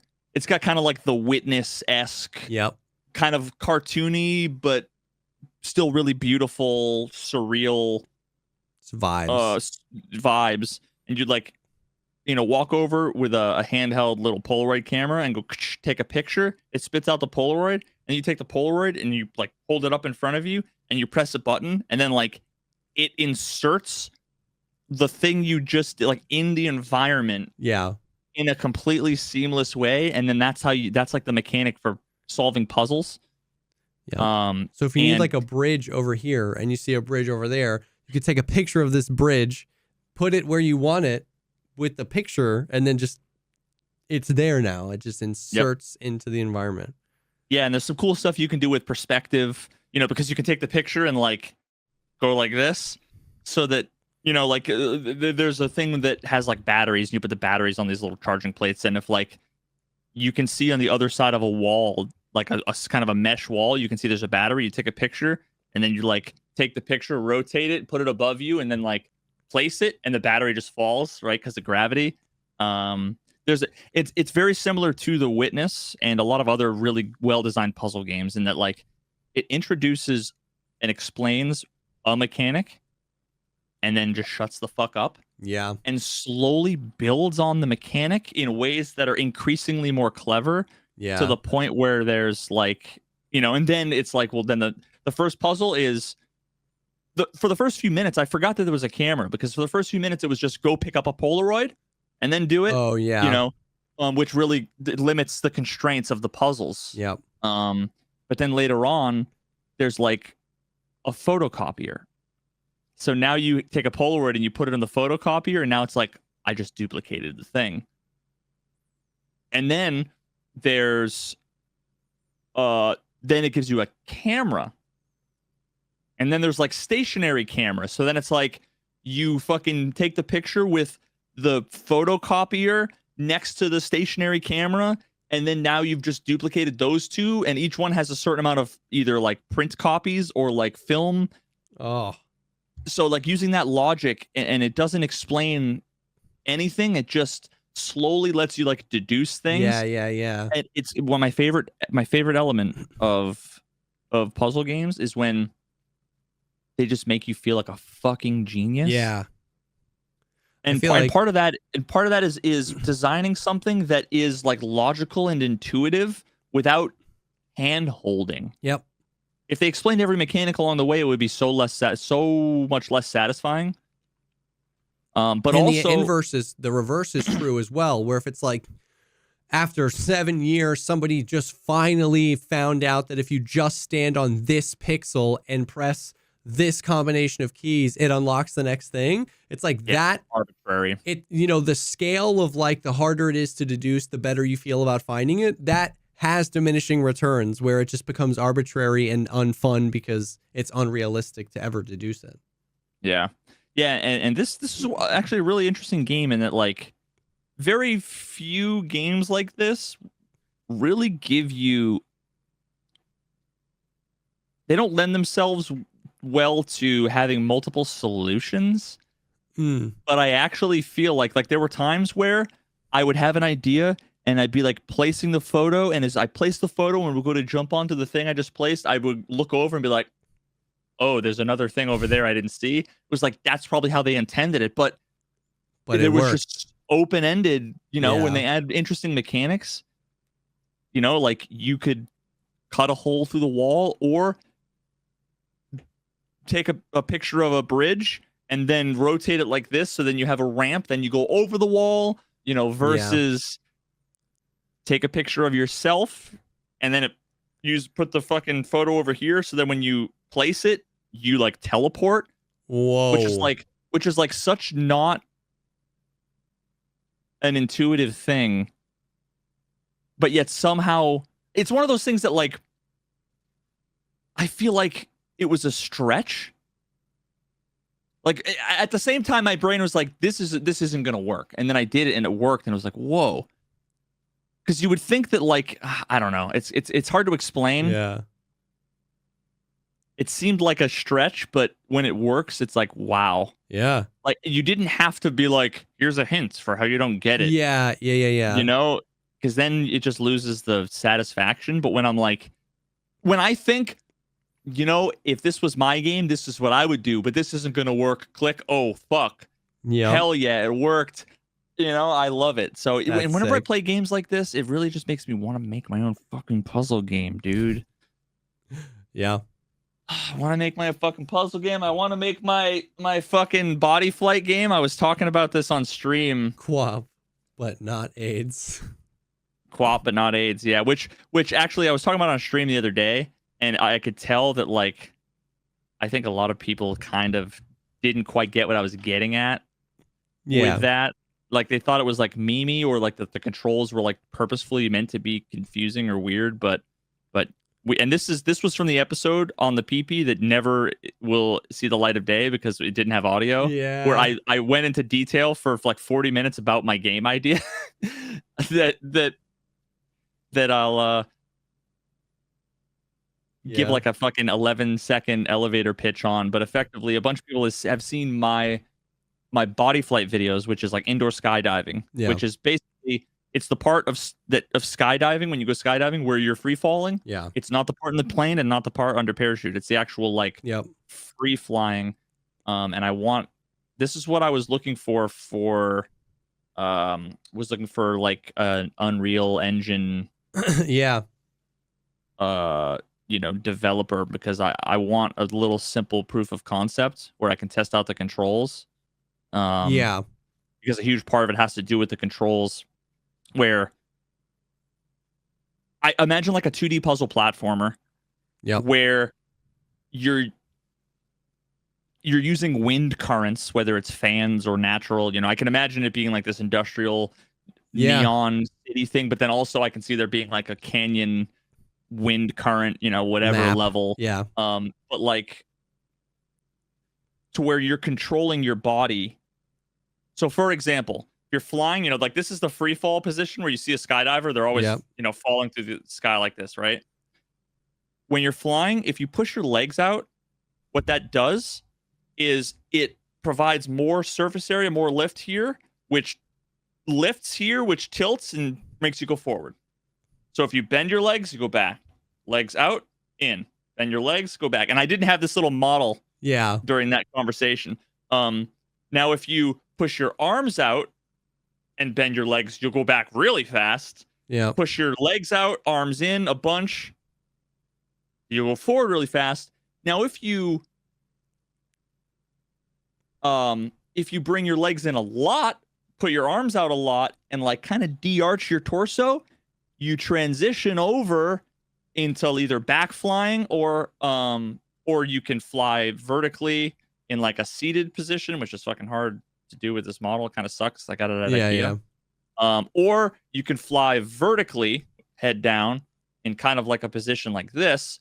But all of these things have different fall rates, which means like different speeds that the air would have to be to keep you level. So there could be like different sized fans with different speeds. And I have a million like puzzle cool things, but the most important aspect of this whole idea of this game is the satisfying movement. Yeah, the manipulating. You could get the controls right and just being like, it would look so sick to be like fucking doing all these cool flips and manipulating the body to it makes a lot of sense that it lends itself well to a puzzle environment because, like you said, you're basically just introducing a core concept and then letting the player then run with it. And that core concept is like, this is how you fly. When you move this way, it does this thing. When you move this way, it does this thing. And then you allow that exploration of like, if I do this, this is helpful in these types of situations. If I do that, it's helpful in these types of situations. So it like lends itself well. But I remember what you saying is like controlling that is hard because if you're belly down flying and you can kind of grasp, this is my first one arm, this is my other arm, this is my leg, this is my other leg, so I can manipulate those. But if you flip now you're on your back, now the controls are, it's just getting the controls down was what you're talking about. And it makes sense that that's like a hard thing to be satisfying and intuitive when your character model is flipping around so much. And this is the core of it. Like if it's not intuitive at all and it doesn't feel good, then the whole game's bad. I imagine that this kind of game would be similar to like Super Mario 64, which a lot of people, when they start playing, they're like, God, this feels so like ice skatey and so slippery and so whatever. But when you when you speed run it and you master it, it's got such a high skill ceiling and it's so satisfying to watch and to do when you master the controls. And it's like, imagine, did you ever play The Binding of Isaac? No. Have you ever played like any, they call them like twin stick shooters or twins? So like Binding of Isaac, you have like WASD to like control your character, like a 2D on the screen, right? Yeah. Up, down, left, right. And then I'm trying to remember the controls. I might get this wrong, but it doesn't really matter for the sake of this argument. And then like you have your left hand on WSD and your right hand on the arrow keys. Okay, yeah, I like looked up some pictures and stuff. So like left and right. So that'll control like which direction you're like firing or attacking, right? So imagine that these controls you could play with maybe two sticks or, WSD and the arrow keys. So imagine if, you're like this, right? And you press A, which is like left, right? That could push your arms out, which would make you go one direction. And then if you pressed D, it would be like the other side of your body, which would be your legs out, right? Yep. And then maybe like left arrow would be like pull your arms in. Yeah. So it's basically like you control your arms with A and left, and you control your legs with D and right. And that would be, arms in, arms out, right? But then like, let's say you're transitioning over like this. Well, now the question is, and I don't know. I can see both ways being comfortable. Yeah. But like the default and whether it feels good or quick or seamless is like, is A still gonna control your arms, even though, because it's like before the left, it was with the left and the left, and the right with the right. Well, now it's A with the arms. So it flips. It's like, do you keep it mapped with the direction? And I guess that also goes with like flying vertically in both directions. And I don't know. Yeah. My gut tells me that you would keep the key bounds to the appendage at all times. So like, if A is legs, it's always legs, because if not, you have to find, the frame they transition. Yep.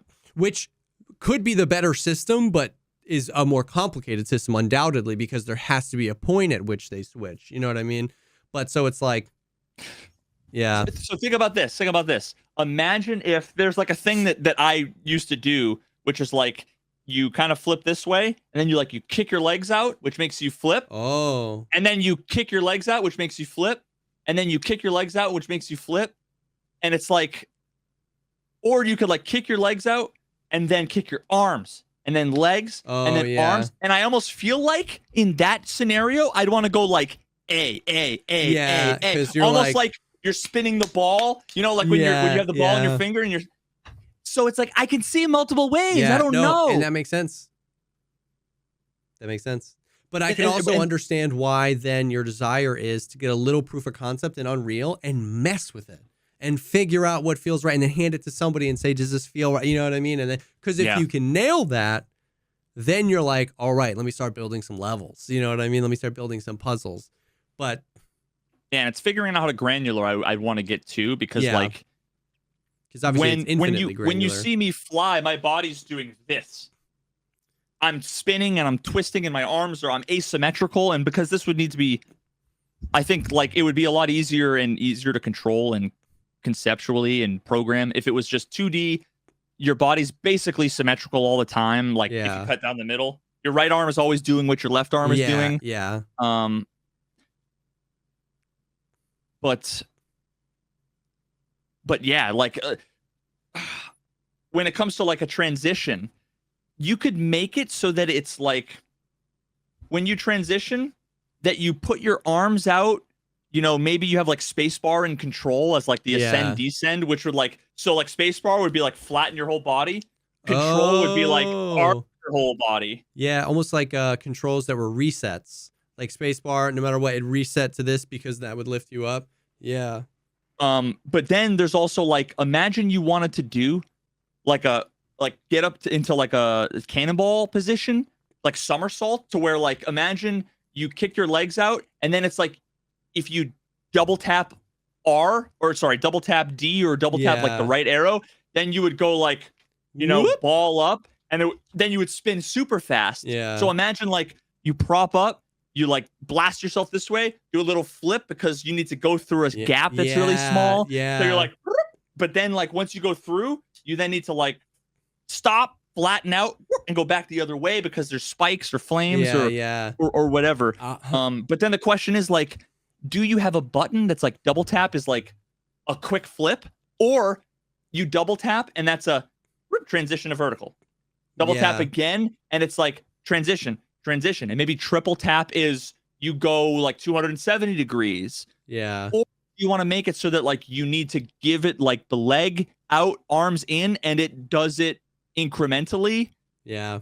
These are all things those are all questions that you need to feel, because that's going to truly dictate the challenge of the game. You know what I mean?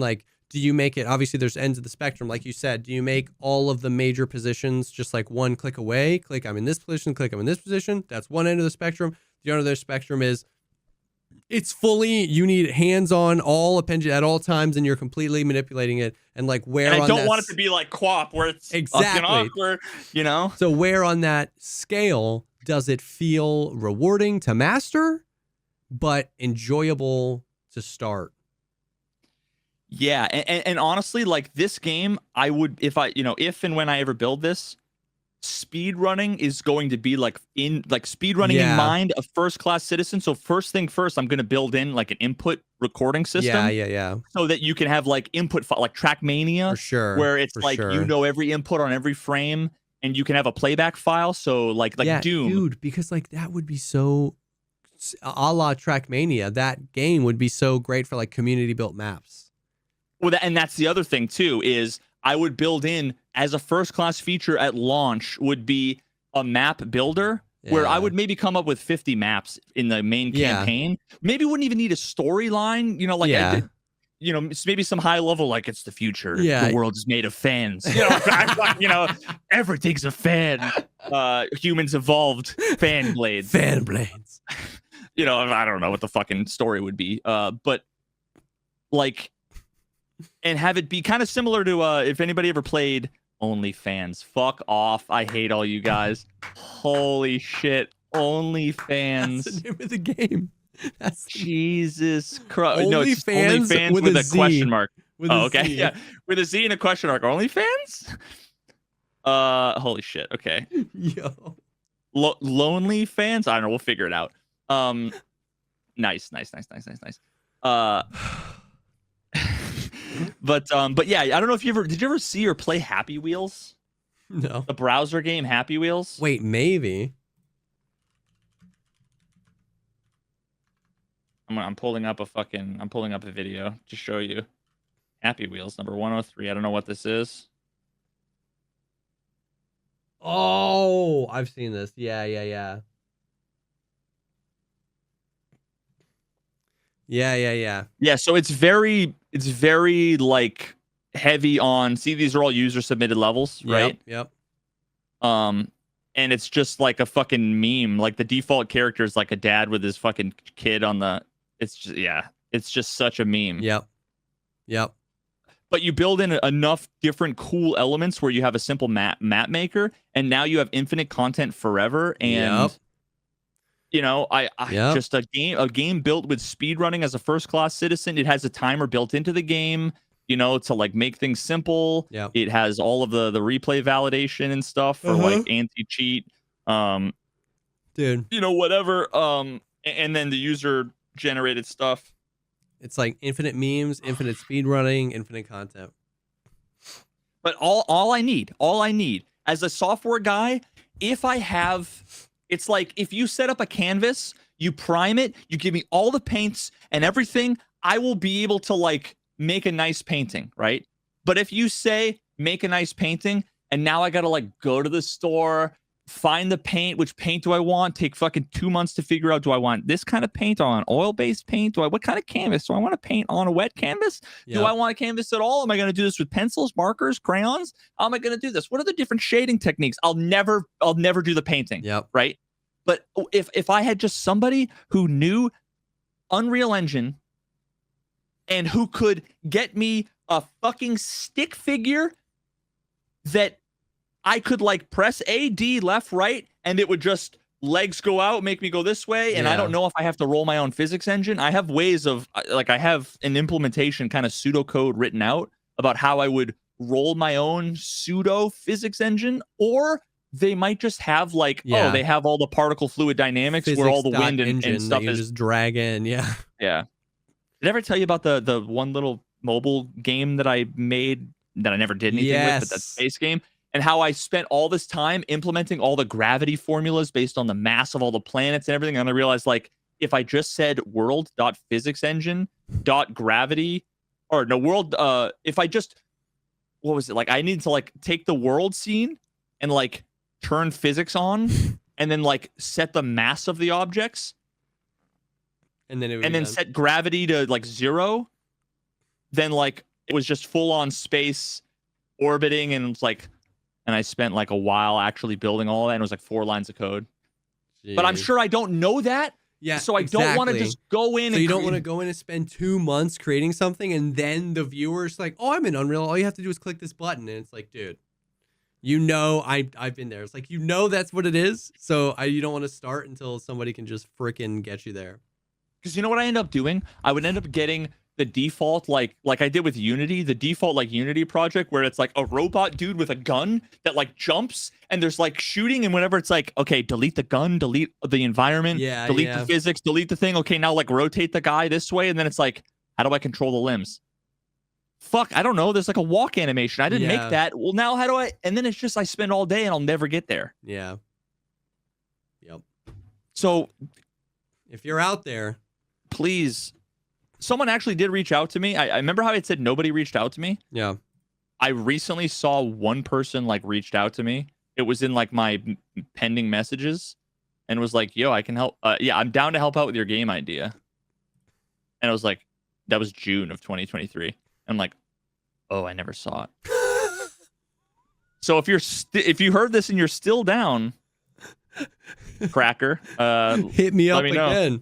Yeah, because I totally didn't see your message, but so I lied. There was one person, but anybody else, if you like think that you could get me started, I could build.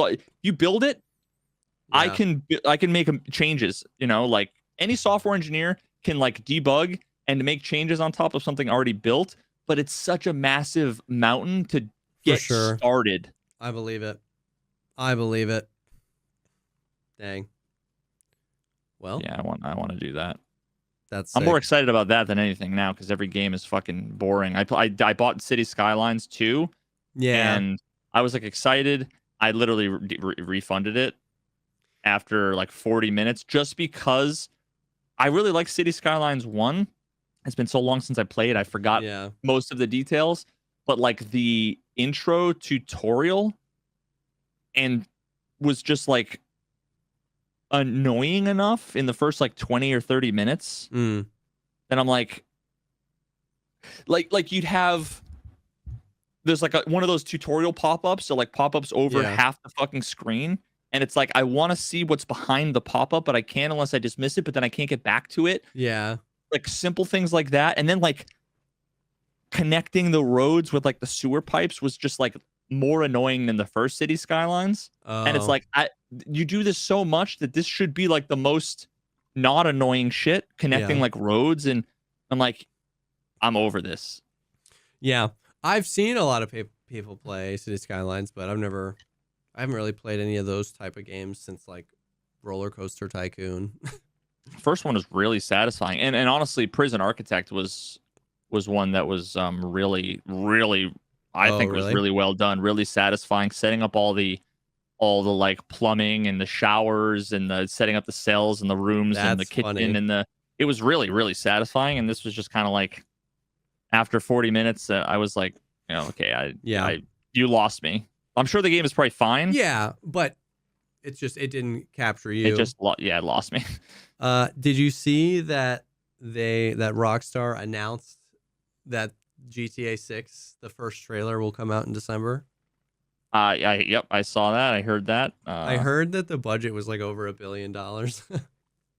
Is that the first game with $1 billion budget? It might be. Now, we had that conversation about how many GTA 5 copies sold. Like they made billions off GTA 5. I mean, there was like hundreds of millions of copies sold. They've spent so much money from the like shark cards and the GTA Online community. So, but yeah, GTA 6 apparently we're actually getting a trailer for that pretty soon. Dude, there's just something about like GTA 3 was such a monumental game. Like it was totally game changing. Yeah. Like nothing before that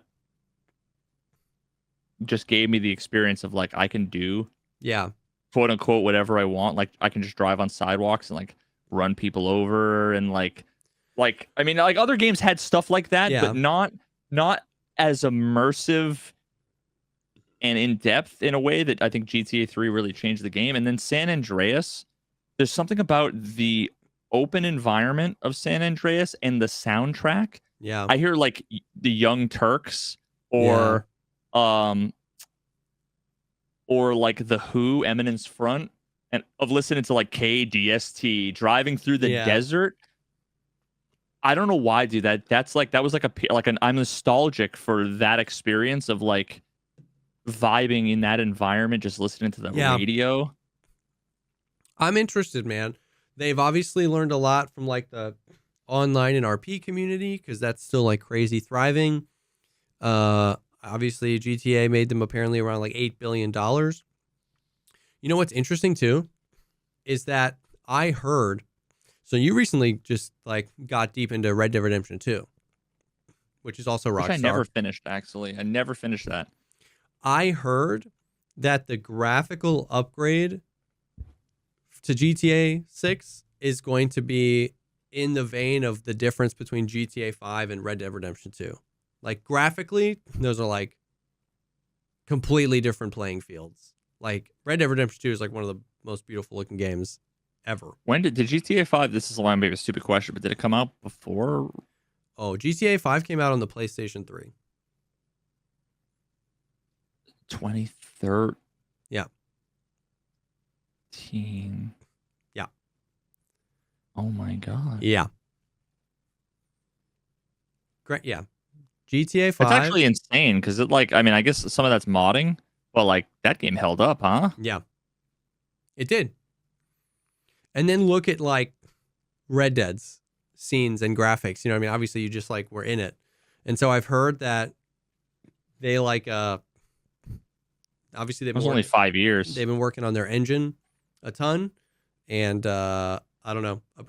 It's interesting. I'll definitely be super interested, just like to see, because they're like the first trailer comes out. Like I don't think we see GTA 6 for like a while, but I saw a clip on Twitter because when I saw that you put GTA 6 trailer or whatever, I like YouTubed it. There were some from 9 leaks. days ago, and I don't know if it's real or not. Can I show it, or is that? It's not real. Sued? Yeah, it's not real. So this is not it. Well, that might be real, but like they've been hacked multiple times. All that stuff was stolen. Yeah. I wonder, like, here's the thing. Like, this could be GTA 5 modded for all I know. Yeah. Like, it's been a while since I played that. I probably like remember the graphics better than what it was. Or it could be GTA 6 with like half the settings turned off, right? Like, you know what I mean? In a dev environment or something. Oh, okay. I guess this is GTA 5. Oh. All right. Yeah. So there you go. So but yeah, I heard that there was some announcement too with fucking Star Citizen today, and I'm like, I'm sure Jesse will tell me. Not that I saw. Whoever said that in my chat earlier, are you still here? And or there was what was that? IAE, which is like their free fly week, where they they re-released the Star Engine demo. I knew that they were working on another demo for that. But yeah, that's just like they've spent all this time, they're hyping up their engine, their Star Engine, which is pretty sick. So Okay. Yeah.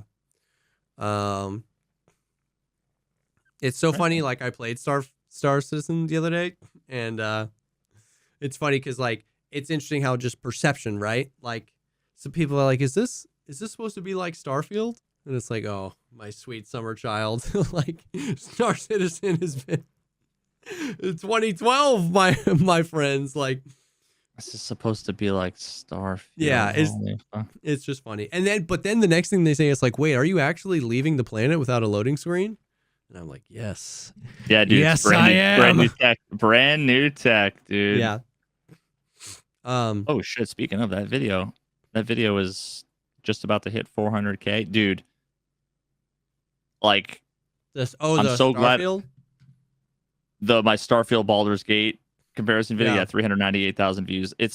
I'm so glad that at one point I decided to turn off push notifications to my phone from YouTube, because like 52 minutes ago, 2 hours ago, 2 hours ago, 2 hours ago, 2 hours ago, 3 hours ago, 3 hours ago, 5 hours ago, 5 hours ago, 5 hours ago, 5 hours ago, I just get like a dozen fucking, oh my god, it's so many comments I still get every time I log into Facebook. I mean, fucking Facebook. Log into YouTube, pull up like to clear my notifications badge, and it's always like a little preview of all I see are was it a better game? The Tarkov going in the wrong direction, and my 2 Starfield videos are like the 2 most active videos right now. Yeah. and the comments are still buck Oh wild, yeah, dude. still just as buck wild as ever. Well, that is the stuff. Hostess. The good stuff. So yeah, dude, so tomorrow's Thanksgiving. It'll be, by the time you're hearing this on an episode, it'll be way later, but happy Thanksgiving to all of the podcast listeners out there. We're thankful for you. We're thankful for you. Especially the PP-ers, the PP enjoyers. The PP-ers. And then we're kind of like heading towards December fast. Maybe we get some cool gaming news. Maybe we get some Arena. Maybe we get some Veritas, Jesse Kazam's squads in Arena once that comes out. So some cool stuff coming. But yeah, Thanksgiving. I hope you guys have a good time with your family wherever you are. We know the holidays can be a super exciting time or a rough time. But thank you guys for just allowing us to do this. It's super fun. We love it. And thank you guys for hanging. This will be live on all the platforms Monday still. This will probably go live on the PP on Friday. If you are interested in more of this content or getting access to these episodes ad-free and early, you can head to patreon.com/thepodcastpod. We love the homies over there. We do extra episodes. It's super fun. But yeah, you guys are great. Thank you for hanging, and we will definitely see y'all on the next one. Peace.